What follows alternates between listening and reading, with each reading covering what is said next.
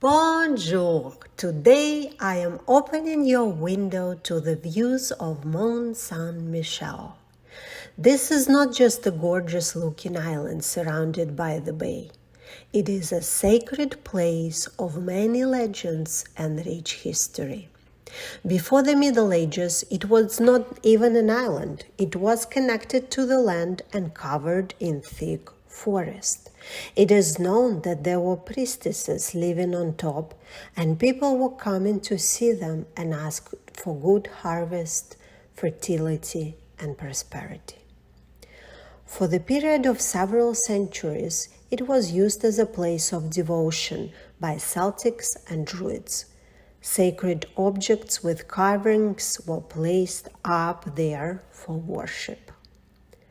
Places with sacred aura were used by hermits. So in the early Christianity, there were two hermits that went up to live on the rock. One of them created a shrine halfway up. When early Franks took over the power and were forming modern France, there was a small group of monks who established the community on this mountain. At that time, it was called Mont Saint, and it's nothing to do with burials. It was not possible to conduct burials on the island as the land was pure granite. We are approaching a point in the story where I will tell you how it acquired its current name, Mont Saint Michel. Legend has it that it was Archangel Michael himself who appeared before the local powerful bishop and asked him to build a church and name after him.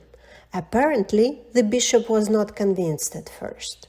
Then, in the year 709, there was a natural cataclysm, and the entire forest on the mountain was destroyed in the matter of days, and it becomes an island. Prior to that, there was a ground connecting the island to the mainland. So when Bishop sees these changes, he takes it as a sacred sign and begins the construction of the very first Christian church and monastery here. The full name given to the island at the time was Mont Saint Michel, the peril of the sea. Why? Because it is surrounded with quicksand, and many pilgrims found their doom trying to approach the rock, being stuck in the quicksand and drowned by the fast-coming tide. In 1060, a group of Vikings attacked and burned the church to the ground. It was rebuilt, and the new abbey on the top of the rock established its location as the center for manuscripts and translation of scripts from ancient Greek to Latin. And this is how began the heyday of the Abbey and Mont Saint Michel that lasted from 11th through 14th century. It was a center of learning and book trading. The decline started when brothers detoured from the Benedictine principles of austerity and purity and drank often and produced children and had families living with them. To restore the order, the monks were asked to return to the original principles of the church, but many just left. And after Christianity restoration movement in 1600s, the place becomes abandoned and loses its sacred purpose. Soon after, the island even becomes a royal prison. Many men, women, and children, several thousands at a time, were kept there and often died from neglect. Intellectuals in Paris, including Victor Hugo, are becoming appalled at the state of the sacred place and are talking about how scandalous the level of deterioration was. 1874, Mont Saint Michel becomes a historic monument and restoration begins. 2015, the time for the most recent major restoration that was concentrated mostly to preserve the bay and elevate the causeway to allow tides to travel freely. Now we are going to step in the Church of Saint Pierre, built in 15th century, and later I invite you to enjoy the views as we are walking up to the Abbey.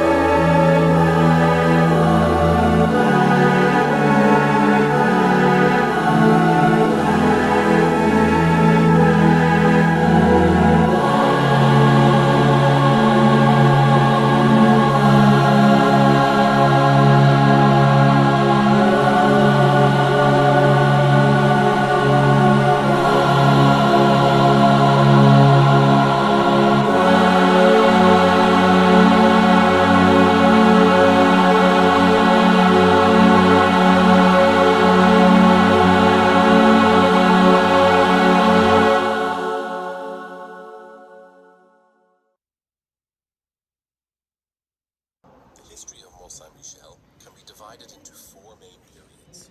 The first began with its founding by Aubert in the 8th century and lasted until 966, when the canons were replaced by a community of Benedictine monks. The second period was the Golden Age for the Abbey, during which the major construction work took place between the 11th and 16th centuries. Supported financially by the Dukes of Normandy, it had a huge spiritual influence. The monks adhered rather strictly to the rule of Saint Benedict, which imposed personal poverty, chastity, and absolute obedience to the abbot. To their reputation was added that of the sanctuary of the Archangel Michael, which attracted hordes of pilgrims. The third period saw the decline of monastic life and the abandonment of the buildings. During the French Revolution, the last monks were driven away and the pillaged abbey became a prison. Finally, at the end of the 19th century, the era of major restoration and the development of tourism began. The era of restoration began. The abbey, in very poor condition, was listed as a historic monument. The architect, Edouard Corroyer, a student of Eugène Viollet-le-Duc, began to draw up site plans and tried to understand the layout of the various buildings. In addition to certain sections of the abbey church, he chiefly consolidated the buildings to the north, that is, the refectory and the cloister, and to the west, the Romanesque buildings on the site of the Hotel of Robert de Coligny. Corroyer was successful.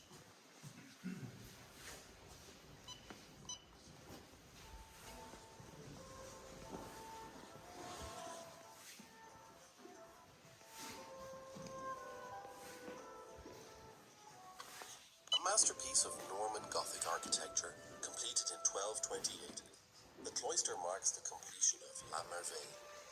La Merveille is this ensemble of two three-story buildings on the northern side, which consist of the cloister and the refectory at the top, the Salle des Chevaliers and the Salle des Hôtes in the middle, and the larder and the chaplaincy at the bottom. This new Gothic monastery was built after Normandy was annexed to the Kingdom of France in 1204. Mont Saint Michel. Here the monks came together to eat, overseen by the abbot. They welcomed visiting clerics to their table. According to the rule of Saint Benedict, the meal fed both body and soul. A small wooden staircase led to the reader's pulpit, where the life of the saint of the day was read out in a monotone. The Benedictine rule obliged the monks to listen and stay silent. They could only communicate by gestures. In the 12th century, the abbot housed up to 60 monks. At the time when the refectory was built, there were only around 40 living on Mont Saint Michel. When you enter this vast room, pause for a few moments to admire its architectural qualities. Completed in around 1217, the refectory is undoubtedly a major example of medieval architecture. The huge dimensions, paneled roof, and openings that provide a regular soft light contribute to making it a masterpiece of simplicity. The refectory was part of the monastic cloister, whereas the Salle des Hôtes, the guests' room, was for receiving noble and lay pilgrims. In the Middle Ages, the two rooms were not connected. A text from 1258 tells us that the friends and the relations of friends of the monastery and the secular clergy were received there. In medieval terms, this meant donors and their descendants. This is in all likelihood the room in which the kings of France were received, all of whom, from St. Louis to Charles IX, came in pilgrimage to Mont Saint Michel. The Salle des Hôtes is directly beneath the monks' refectory and above the chaplaincy. The Crypt des Gros Piliers, or Crypt of the Large Pillars, is built to the same plan as the choir. Building began in 1446, underneath the new Gothic choir of the Abbey Church, which replaced the Romanesque choir that had collapsed in 1421 during the 100 Years' War, when the abbey was besieged in vain by the English. At the center, thick cylindrical pillars are set in a semicircle and support the columns of the choir. These vast pillars, placed close together, each have a circumference of 5 meters. An oculus in the vaulting allows us to admire the ceiling vault of the choir, 30 meters up. The ribs of the vaults penetrate into the walls instead of connecting to capitals, demonstrating perfectly the mastery of the medieval stonecutters. This arrangement is characteristic of the flamboyant Gothic style.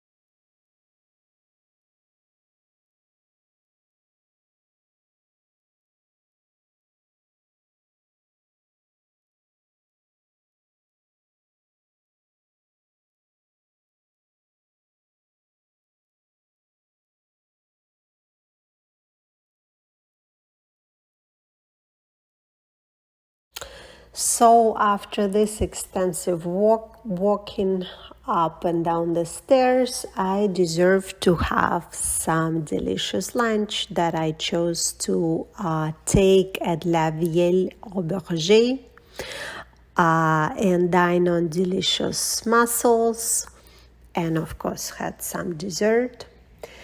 And it was time to say goodbye to this beautiful place, the place of pilgrimage, sacred meetings, and currently a site on UNESCO World Heritage, Mont Saint Michel.